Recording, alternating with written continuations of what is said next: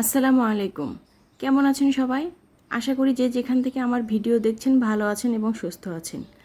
আজকে আপনাদের জন্য একটা নতুন রেসিপি নিয়ে হাজির হয়েছি। আজকে বানিয়ে দেখাবো আম এবং দুধের পুডিং। যারা আম এবং দুধ খেতে অনেক বেশি ভালোবাসেন, আজকের ভিডিও তাদের কাছে অনেক স্পেশাল হতে যাচ্ছে।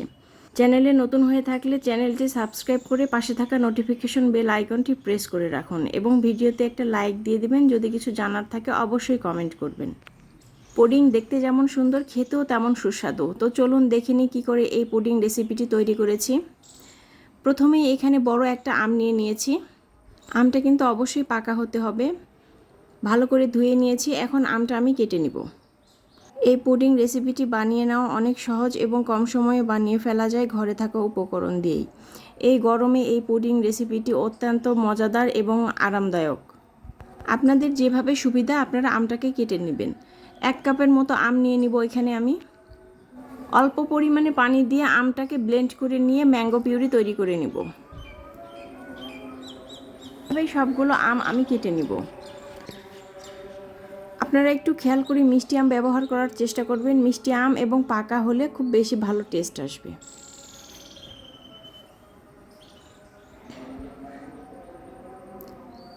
এখন চুলায় একটা প্যান বসিয়ে নিয়েছি। এখানে ম্যাঙ্গো পিউরিগুলো দিয়ে দিব। চুলাটা এখনও আমি অন করিনি।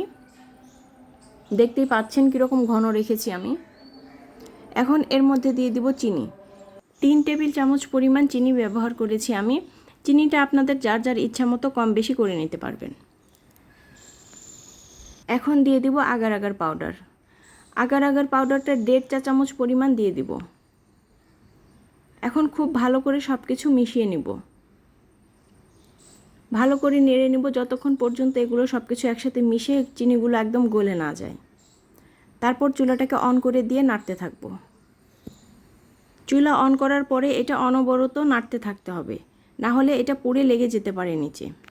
যারা এই পুডিং রেসিপিটি একদম প্রথম বানাবেন তারা আগার আগার পাউডারটা একটু বেশি দেওয়ার চেষ্টা করবেন, তাহলে খুব ভালো করে পুডিংটা সেট হবে। কিছুক্ষণ পরে একটা বলক চলে এসেছে। এখন এই পর্যায়ে চুলাটা বন্ধ করে দিব। আগে থেকে যে বাটিটাতে আমি সেট করব সেটা রেডি করে রেখে দিয়েছি। এখন গরম গরম দ্রুত ওইটাতে ঢেলে নিব। দেখতেই পাচ্ছেন এখানে আমি বাটিটা নিয়ে নিয়েছি। এখন ঢেলে দিব। কালারটা অনেক বেশি সুন্দর এসেছে, কিন্তু ক্যামেরায় সেটা বুঝতে পারছেন না। এখন এটা সেট হওয়ার জন্য রেখে দিব। এই গরমের মধ্যে ফ্রিজে রেখে সেট করাটাই ভালো বলে আমি মনে করি। এখানে পরিমাণ মতো গরুর দুধ নিয়ে নিব। এখন 2 কাপ পরিমাণ দুধ নিয়ে নিয়েছি। চুলাটা এখনও অন করিনি আমি। 3 টেবিল চামচ পরিমাণ চিনি দিয়ে দিলাম। সাথে আগার আগার পাউডার দিয়ে দিব। প্রথমে 1 চা চামচ পরিমাণ দিয়ে দিলাম, পরে আরও হাফ চা চামচ পরিমাণ দিয়ে দিয়েছি। খুব ভালো করে মিশিয়ে নিব। এখন যারা প্রথম বানাবেন তারা অবশ্যই আগার আগার পাউডারটা একটু বাড়িয়ে নেবেন। চিনি গলে না যাওয়া পর্যন্ত খুব ভালো করে এটা মিশিয়ে নিব। তারপর চুলাটা অন করে দিয়ে নাড়তে থাকবো। দেখতেই পাচ্ছেন হালকা হালকা একটা বলক চলে এসেছে। নাড়া কিন্তু কোনোভাবেই থামানো যাবে না, তাহলে লেগে যেতে পারে নিচে। বেশ কিছুক্ষণ এভাবে একটু নেড়ে নেব। দুধটাকে একটু ঘন করে নেব, খুব বেশি ঘন করা যাবে না। খুব ভালো করে একটা বলক চলে এলেই এটা রেডি হয়ে যাবে। দেখতেই পাচ্ছেন খুব ভালো করে একটা বলক চলে এসেছে। এখন এই পর্যায়ে চুলাটা অফ করে দেব। 2 ঘন্টার জন্য পুডিংটা আমি রেখে দিয়েছিলাম ফ্রিজে সেট হওয়ার জন্য। দেখতেই পাচ্ছেন খুব ভালো করে সেট হয়ে গিয়েছে। পুডিং এখন কেটে নিব। যার যেভাবে কেটে নিতে ইচ্ছা করে নিতে পারেন, কোনো সমস্যা নেই।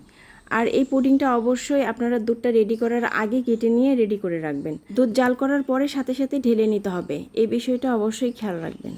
যেই বাটিতে পুডিংটা সেট করব সেখানে আমের পুডিংয়ের টুকরোগুলো নিয়ে নিয়েছি।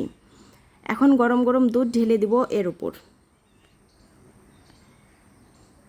পুডিংটা আপনারা এমন একটা বাটিতে ঢালার চেষ্টা করবেন যেটাতে ঢাললে পুডিংটা একদম পরিমাপটা সঠিক আসে এবং ভরা ভরা থাকে, তাহলে সেটা ডিমোল্ড করতে খুব বেশি সুবিধা হবে আপনাদের। সেট হওয়ার জন্য ফ্রিজে রেখে দেব। দেখতেই পাচ্ছেন আমার পুডিং একদম সেট হয়ে গিয়েছে। খুব সুন্দরভাবে এটা সেট হয়েছে, দেখে বুঝতেই পারছেন নিশ্চয়ই। এবং এটা বাটি থেকে উঠেও আসছে, দেখতেই পাচ্ছেন। এখন এটা ডিমোল্ড করে দেখাবো। ডিমোল্ড করে নিয়েছি, দেখতেই পাচ্ছেন কতটা সুন্দর এবং নরম হয়েছে। এখন কেটে দেখাবো ভিতরটা কেমন হয়েছে। দেখেই অনেক লোভনীয় মনে হচ্ছে, ভেতরটা আরও অনেক বেশি সুন্দর। দেরি না করে বাসায় বানিয়ে ফেলুন এবং এই গরমে সবার মন জয় করে ফেলুন। আজকে এই পর্যন্তই, আবারও সামনে নতুন কোনো রেসিপি নিয়ে হাজির হয়ে যাব। ঠান্ডা ঠান্ডা পুডিং খেয়ে মাথাটা ঠান্ডা রাখুন এই গরমে সবাই। ভালো থাকুন, সুস্থ থাকুন এবং আমার জন্য দোয়া করবেন। আল্লাহ হাফেজ, আসসালামু আলাইকুম।